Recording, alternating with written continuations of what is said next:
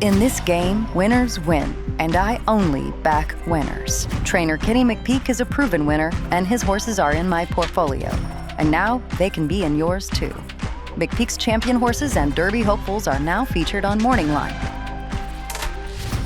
With Morning Line, I don't just watch the race. I own the moment. I invest in champions. This is my edge. Buy, sell, trade, anytime. Morning Line. Own the game.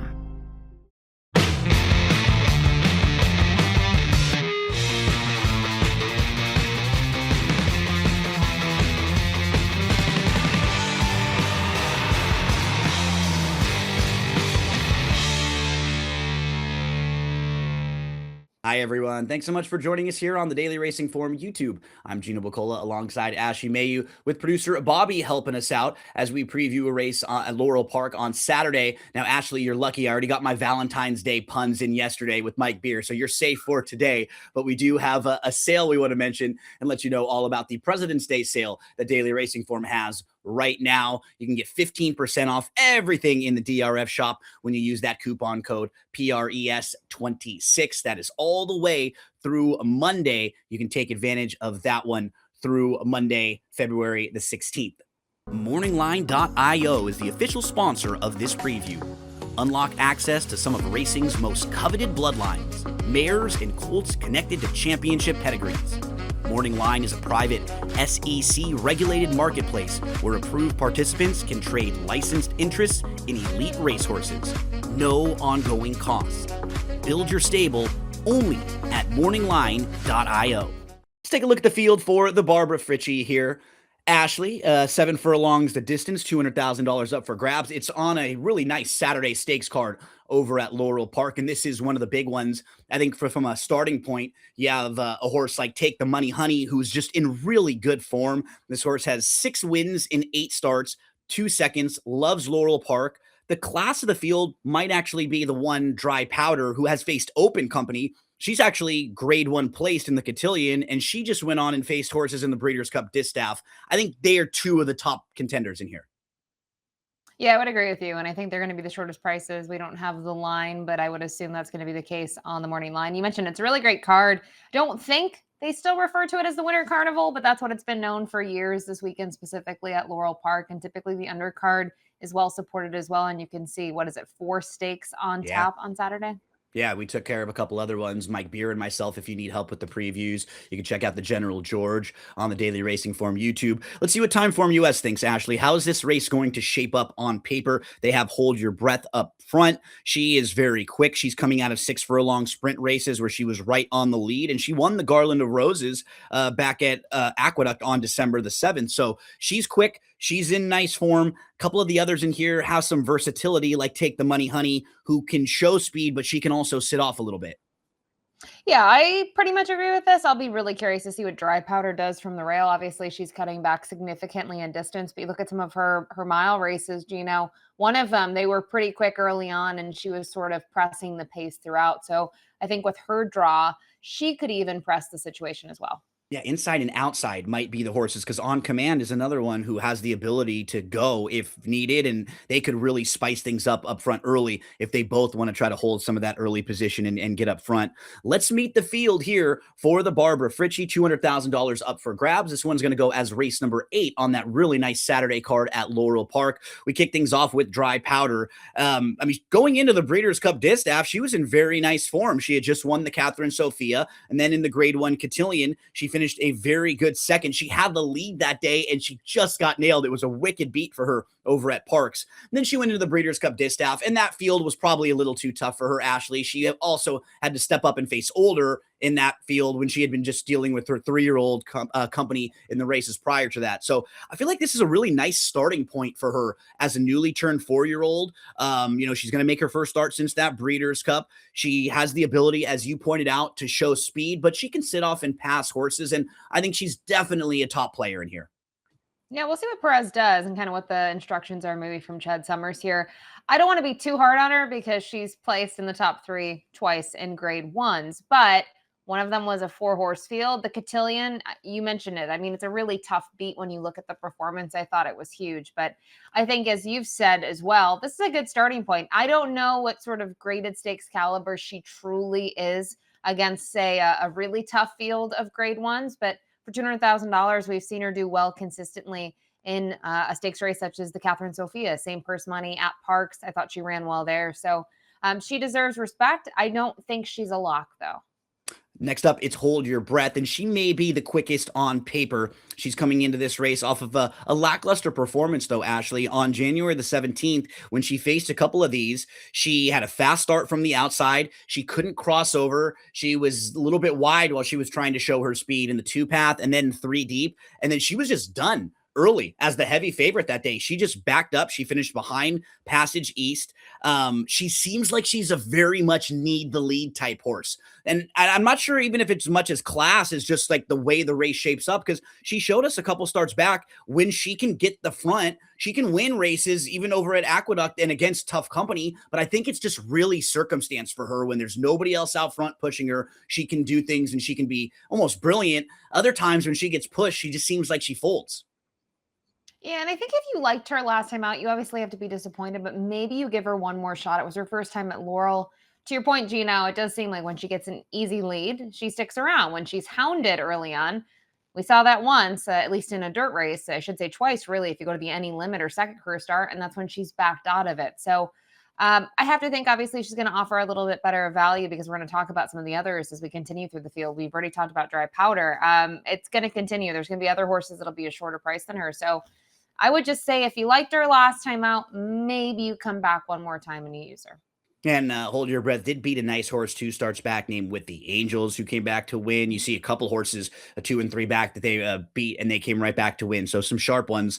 Backstretch Rose is the next one. What's tough for her, Ashley, when I'm handicapping her chances, is just the lack of early speed. I think that puts her way behind a lot of others in most of her races. She is stakes placed, but that was on a wet track back in November. It was over this track at Laurel Park. Just feels like this is a little bit tougher of a field than what she's been facing.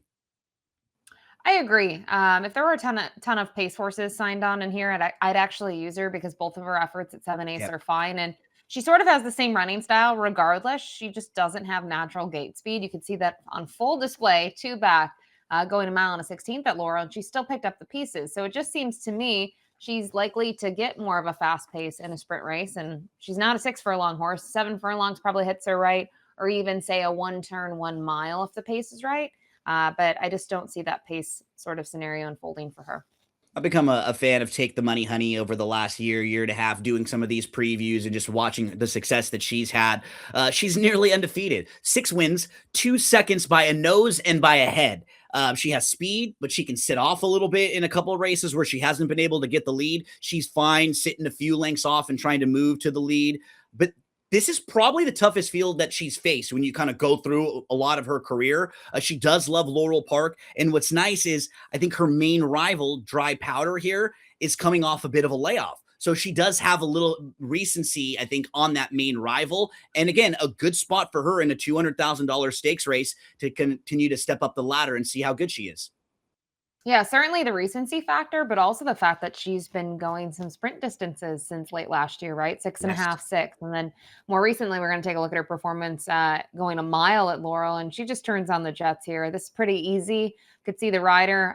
Ruiz was looking behind to see if anyone was there, and shakes clear by 6 1/4.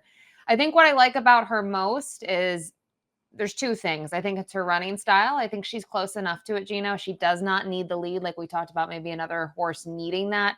She can roll from off of it. I don't think naturally she is as quick as some others in here, but she's not going to be far off of it just because of the lack of natural speed on paper. And they've really utilized Laurel and Maryland in particular very well. You know, she's stabled at Parks, but she is a Maryland bred. It's easy to make that haul, and the track's been quite good to her so far. Yeah, and they've spotted her so well. As you can see, every race she's been in, she's been ultra competitive, and she will be again on Saturday. We move to Bolt Honoree. It comes off a race where she finished 3rd behind Passage East. Gonna have to step up and face tougher in here. I will say, just on paper and watching a couple of her races, she has won before at 7 furlongs, and it feels like 7 furlongs might be a better distance for her than 6 furlongs the last couple. So I'm not sure if she's quite as good as the top few, but I could see her at least being a horse that passes some tired horses late in the bottom of the exotics. Yeah, I agree. I mean, I was live on site when she, won her only dirt race in her career at Fort Erie. I thought she did it well. She beat the male rivals. We'll take a look at this replay though, where she was third behind Passage East, and she really hasn't taken respect in those last two. And in terms of the Mahoney Distaff, it was a compact field. I don't want to read into it too much, but I thought this effort was okay. Where Yeah. maybe she can sit mid pack. And I mentioned the race at Fort Erie. She beat the males. The speed did unfold in there. A horse by the name of Stylish Gents really quick. He went C to air, pressed the pace. I think another horse by the name of Bella Future. And she sat the trip and was able to close. So I think for her to have a shot, she has to be mid-pack. She can't have too much work to do, Gino. Completely agree, because she doesn't have that turn of foot where she's going to come flying. She's more of a grinder, but she certainly has more fitness and can be passing like at least half this field. And we'll see how things shape up, maybe even more than that. We move to Juba's Parade. She comes in from Charlestown. This 6-year-old mare is over her last 6 now, and she has been coming out of races that just don't seem as tough as this one. Yeah, and my concern with her is just she's flat. At least Bolt Honoré can make up some ground. I don't feel like this mare really is. And 7 Ace at Charlestown versus 7 Ace at Laurel. It's a completely different ball game, just with sort of Charlestown having a smaller track configuration.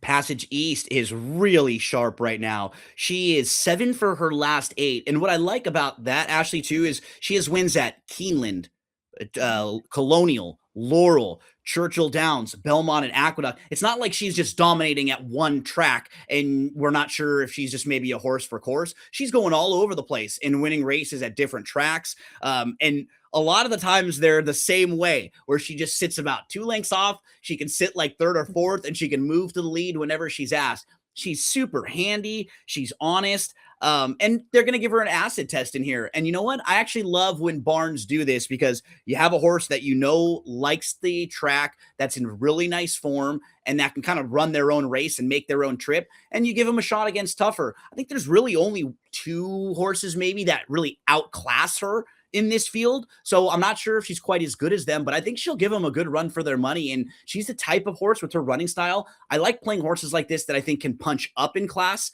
She may be that type, Passage East. Yeah, I mean, listen, she hasn't missed the board. She can run from 5 furlongs to a mile and a 16th. And you talked about sort of her, I guess, street cred, being able to go from track to track and strut herself. I actually think the Colonial race, when you look at those races in particular, interesting. We think of Colonial being speed favoring. Also have to remember Colonial is what, 1.25 miles, I believe, on the main track. So another sort of different configuration. The one race, she was really the only one making up kind of ground from the start. She didn't break, on top, but she was making up ground right off the get-go. I thought it was a really impressive performance. You talked about her recent form. We saw that in that replay for that $100,000 overnight handicap. If you're kind of looking at another local horse, I think she's one you have to use based on trip. Yeah, she could offer you just a little more value, possibly, than some of the others who are a little classier. We move from Passage East. We round things out with On Command. She's quick. She's going to be flashing speed from the outside. I think she's one of the more interesting X factors in the race, not even from a win standpoint, but just because she can really change the complexion of this race if she goes very fast from the outside early on and hooks up with a couple others. And she didn't run that well in the Intercontinental last time out against a tough group. Ashley, I think you and I previewed that race with Pipsy and Future is Now back in June. But you're just going 2 starts back where she's winning a turf stakes race over at Belmont and Aqueduct. And 3 starts back, she's sitting off the pace a little bit and winning on the dirt. So she has talent. She's shown us that she can win races against tough company. I'm going to take a wait and see approach here, because the outside, the fact that we haven't seen her since June, that scares me a little bit. But she does have some pretty good A races. I'm just not sure if it's going to be in this spot off the bench. Yeah, we'll see. I think Amelia Green, a fresher face in terms of having her trainer's license, been in training for about a year now. She's done a really good job with this mare and kind of getting her on track. Look at her record alone. She's 3 for 6 since joining the barn. And I do think from a pace perspective, you have to consider her, especially when you look at some of her races. Her first race in the barn, She went 45-2 going 6.5. So I do think, at least with this outside draw, she has to go. The break didn't go her way last time out, but you know, you might say, okay, her turf number is a little bit better. I think she's just as handy on the dirt. Let's move to selections here, Ashley. How are we going to round them out in the Barbara Fritchie? You start us off here. Yeah, very similar here in terms of our top two. We'll go 4-1 in the exact. I think Take the Money Honey. Just sort of enamored with her last out performance. I know it was the restricted race, but prior to that, she's versatile. You know, we talk about some of these horses, Gino, they need the lead. They have one way of going. And I think depending how the fractions unfold, her rider can put her where she needs to be in the race early on to get the job done. So I think we know that our exacta here is probably going to be peanuts if it comes in, but they did look like, to me, the clear top two. Yeah, some races are more betting races. Other races are more races that you'll kind of watch and see and kind of move along with horses. And this one's kind of that, where it looks like there's a top two, maybe even a real top three. We both try to sneak in a value horse somewhere in there. For Ashley, it'll be 4175. For me, 4127. We always love to hear from you. So make sure to subscribe to the YouTube channel. Drop a comment in below. Are you with us? Do you agree this race will probably be formful? Or are you going to go in a different direction? Are you looking for a little more value? Whoever you play, however you play them, we wish you the best of luck.